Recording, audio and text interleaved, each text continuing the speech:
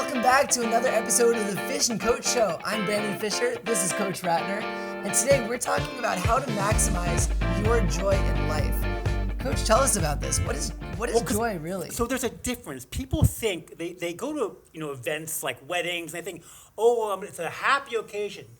But there's a difference, and because the reason why I want to get this across to our audience is I want you to understand that happiness is a feeling that you have right now, things that make you happy, but that joy is future potential happiness. Interesting. So happiness is in the present, and Yes. we're saying joy isn't actually something you experience right now necessarily. That is true, and you might not understand what I'm going to say, but I'm going to give you some examples that might put it more into context. So, for example, thank God we've had a few babies, and people say there's a lot of joy in having a baby. If you really think about it, how much joy is there having a baby? I mean, you're going to go to a hospital, your wife's going to be in severe pain for a long, it depends on how many drugs she takes, it's a whole different story. But your wife's going to be in some sort of pain, uncomfortable, it's got to carry around this baby for 9 months. Wow. And then you have the baby, and then guess what happens when you have a baby? They give you the hospital, and they don't give you an owner manual. They don't give you a manual. It's like you take it home, like, what am I supposed to do now, right, with this baby, right? Because the only thing they make you have is a car seat.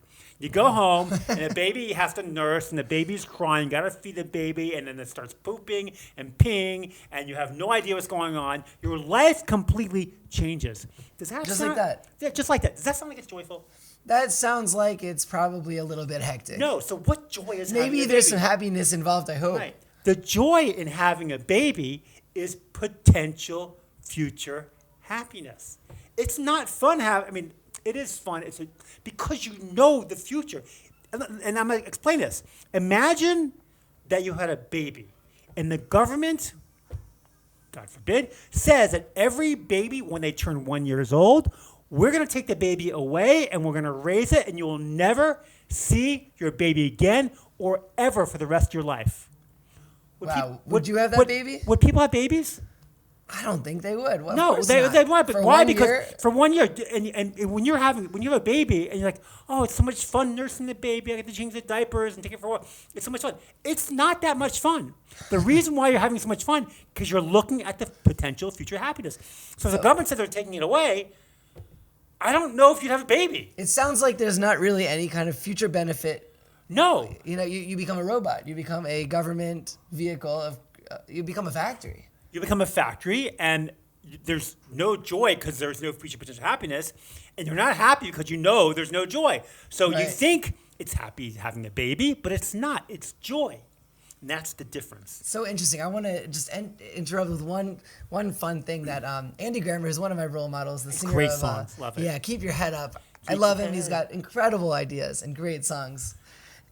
He says about his daughter that, I didn't know you came like that. As he finds out more and more about her, he just says that the love is growing more and more as he's like, wow, I didn't know you came like that. You do this? Well, you smile, you speak, you say my name.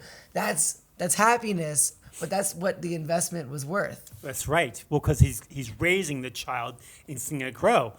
But again, if he stopped at 1 year or 2 years, whatever it was, it wouldn't be that happy. Right. So I have another kind of story to tell you. We're going to be talking a lot about relationships and marriages in our podcasts. And one of the questions I ask people is like, what's the divorce rate in America? And most people say 50 to 60%. I mean, you get married today, you have more than a 50% chance of getting divorced. Now, the question is, out of the people that are not divorced, how many of them are happy? That's another scary question. It's a very scary. So most people, let's say half. So that means today, if you get married, you have less than a 1 in 5 chance of having a happy marriage. That's not too good, is it? No, it's really horrible. That's why people don't get married today. But when you understand joy, you're more likely to get married. So when I got married to my wife, was there joy at the wedding? Of course, a lot of happiness, a lot of joy. We loved it. But there's a difference between the happiness and joy. I dated my wife for like 8-9 months. She's beautiful, funny, like really just. It's really hard to imagine, tell you what a pleasure it is to be with her. And everyone that meets her understands. She's incredible. She's amazing. She's just very deep and like way smarter than me. Whatever. Anyway, so it was a pleasure. It was fun to date her. Like it wasn't like it wasn't like a hassle or anything like that.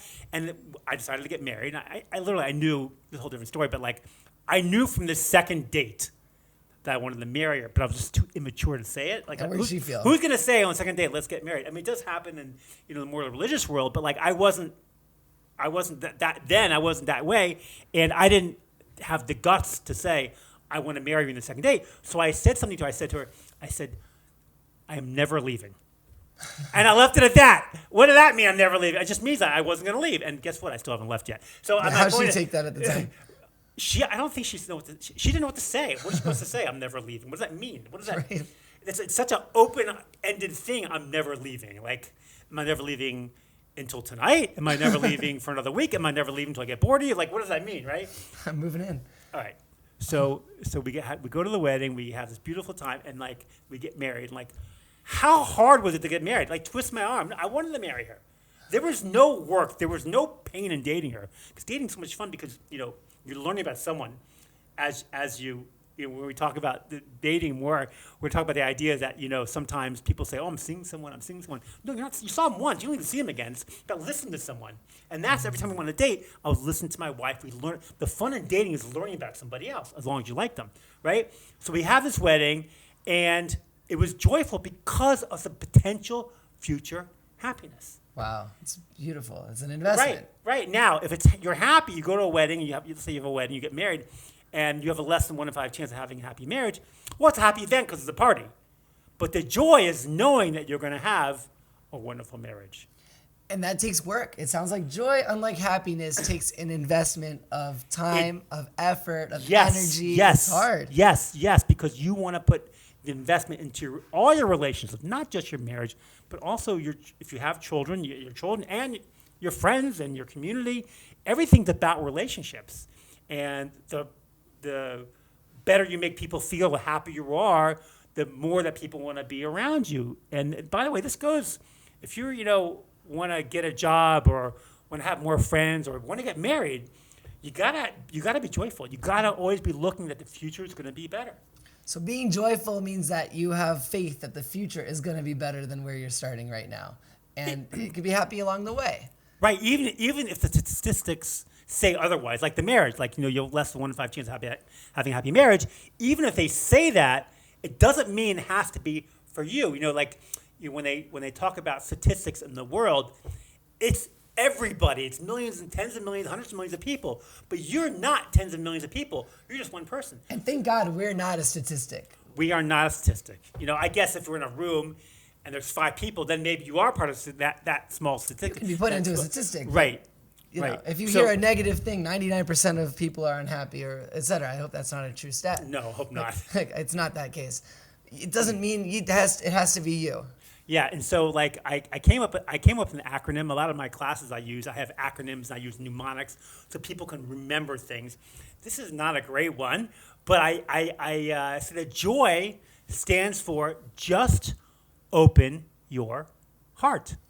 Oh, I like that you snuck in the silent H there. It's a joy H, which I'm not going to say. Right. I guess it's allowed because it's silent. It's silent, right? It's a silent H. Joy. Very funny. So just open your heart means if you want to have joy in your life, you have to let other people into your heart, which means you have to let other people into your life. And we're going to have a whole podcast on judging people favorably and making them come into your life, because most people don't judge people favorably, and they look at they criticize and they judge people, and like no one likes to be judged, Right. So, but we want to open our hearts to allow other people in, other ideas in, think for ourselves, and when we start to let other people into our life, just open your heart, then you have more joy.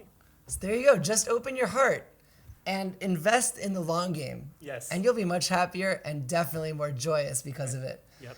Thanks for joining again, Coach. This is always great. Awesome. Thank you for watching. We'll see you next time. See you next time.